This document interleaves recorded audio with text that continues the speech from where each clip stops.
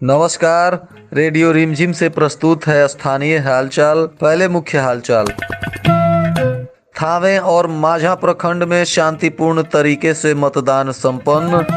शराब तस्करी के मामले में आज माननीय न्यायालय ने 2 लोगों को सुनाई आजीवन कारावास की सजा। 5-5 लाख रुपए का जुर्माना भी लगाया गया।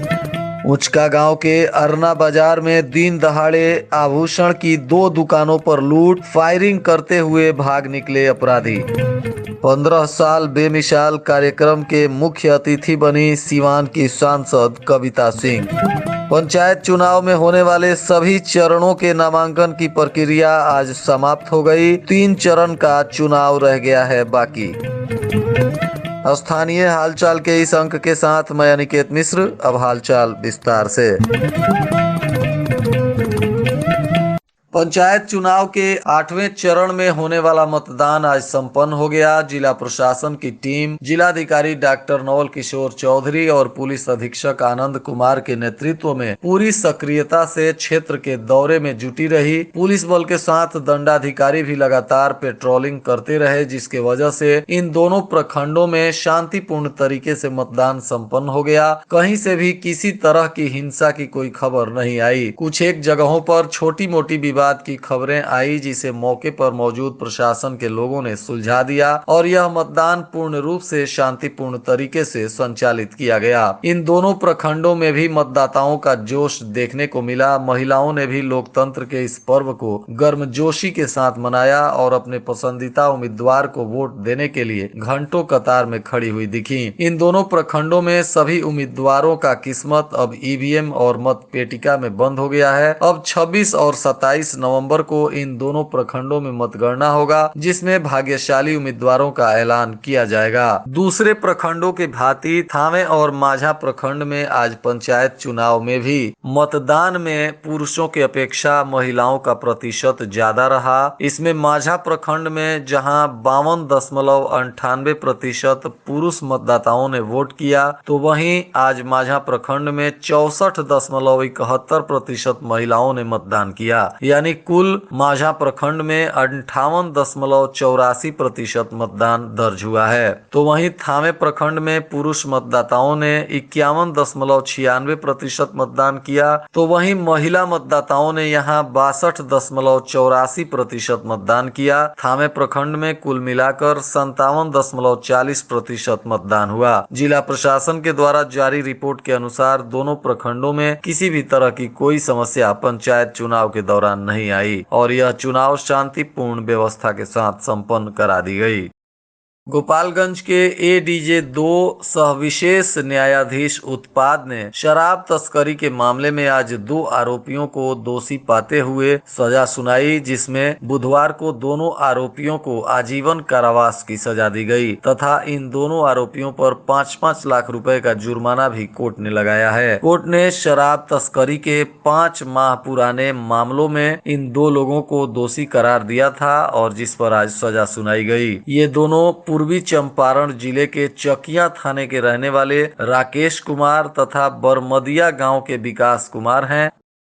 आज उचका गांव थाना क्षेत्र के अरना बाजार में बुधवार को दिन दहाड़े 2 आभूषण की दुकानों में लूट की घटना को अंजाम दिया गया, जिसमें प्राप्त सूचना अनुसार 2 मोटरसाइकिल पर सवार 6 की संख्या में आए अपराधियों ने एक साथ दोनों दुकान पर धावा बोल दिया और लाखों रुपए के गहने और नकदी की लूट करने के बाद फायरिंग करते हुए वहां से फरार हो गए, जिसके बाद पूरे क्षेत्र में दहशत फैल गया और मौके पर पहुंची पुलिस ने मामले की जांच पड़ताल शुरू की। बहरहाल मौके से सीसीटीवी फुटेज मिलने की बात बताई जा रही है और पुलिस इस मामले में अपराधियों की पहचान कर गिरफ्तारी में जुटी हुई है।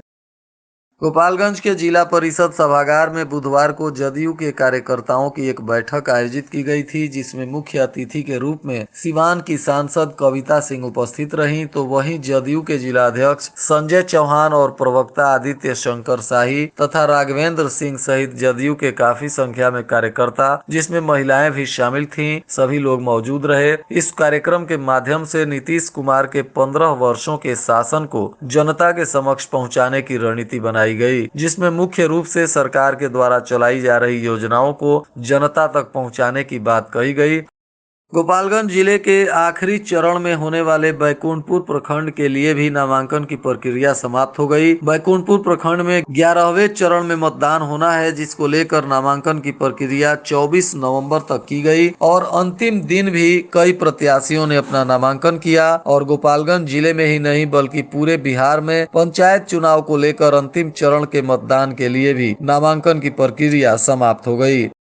बरौली थाना क्षेत्र के भड़कुइया गांव के निवासी आलोक सिंह की हत्या के मामले में आज माननीय न्यायालय ने 7 लोगों को दोषी करार दिया है और 30 नवंबर को इस मामले में सजा सुनाई जाएगी। एडीजे 3 दिनेश कुमार की कोर्ट में इस मामले की सुनवाई पूरी कर दी गई है और इसमें से 7 लोगों को दोषी करार दिया गया है। बताते चले कि 25 मई 2018 को भड़कुइया गाँव के आलोक सिंह की लाठी डंडे से मारकर और दाब से काटकर हत्या कर दी गई थी, जिसके बाद पुलिस ने इस मामले में प्राथमिकी दर्ज कर कार्रवाई शुरू की थी और 3 साल में इस मामले में कार्रवाई पूरी की गई है, जिसमें कोर्ट ने 7 लोगों को दोषी करार दिया है। इन सभी लोगों को 30 नवंबर को सजा सुनाई जाएगी।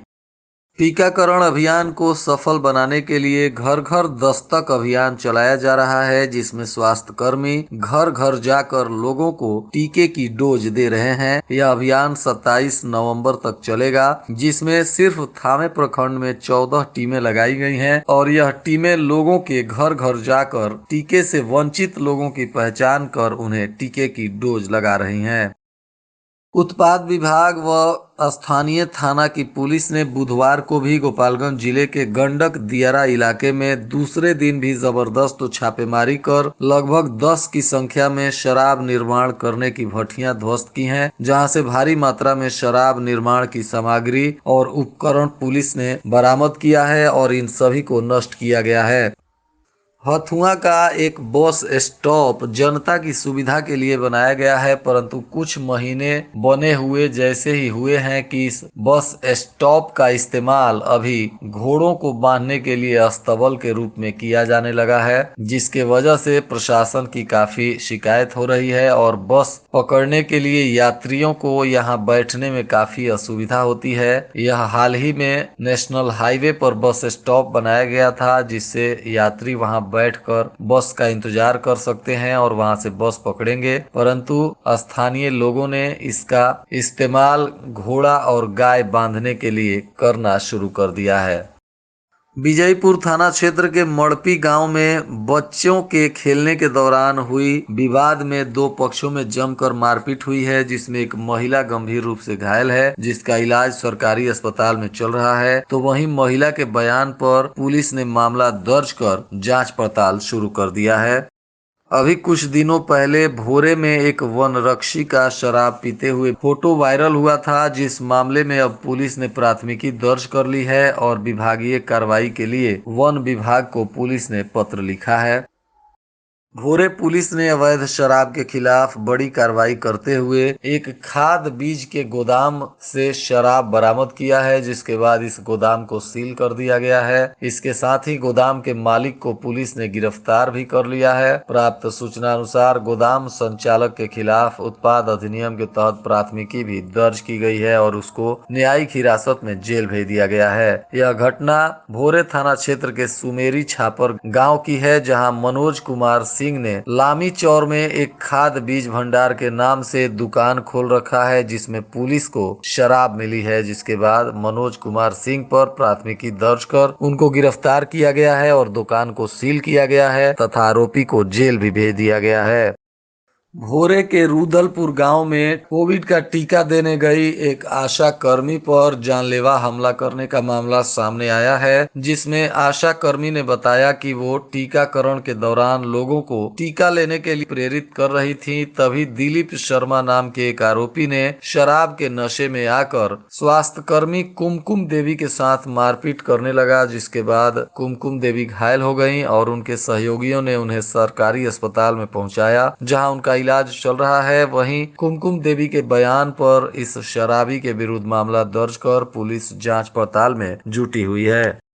कटिया प्रखंड के पट्टी पचमवा स्थित दुर्गा मंदिर के प्रांगण में श्री सतचंडी महायज्ञ बुधवार को कलश यात्रा के साथ शुरू हो गया। यज्ञ में पहले दिन कलश यात्रा में ही जन सैलाब उमड़ पड़ा, जिसमें एक तरफ से जय श्री राम, हर हर महादेव और जय माता दी के नारे गूंज रहे थे, तो दूसरे तरफ विद्वानों द्वारा उच्चारित वैदिक मंत्र और माथे पर कलश लिए कुंवारी कन्याओं और भक्तों का जन सैलाब अद्भुत नजारा पेश कर रहा था। हाथी घोड़ा गाजे बाजे के साथ निकाली गई कलश यात्रा में 2100 कुंवारी कन्याओं ने एक साथ हजारों की संख्या में महिला व पुरुष श्रद्धालुओं के साथ जल भरकर इस यज्ञ की शुरुआत की।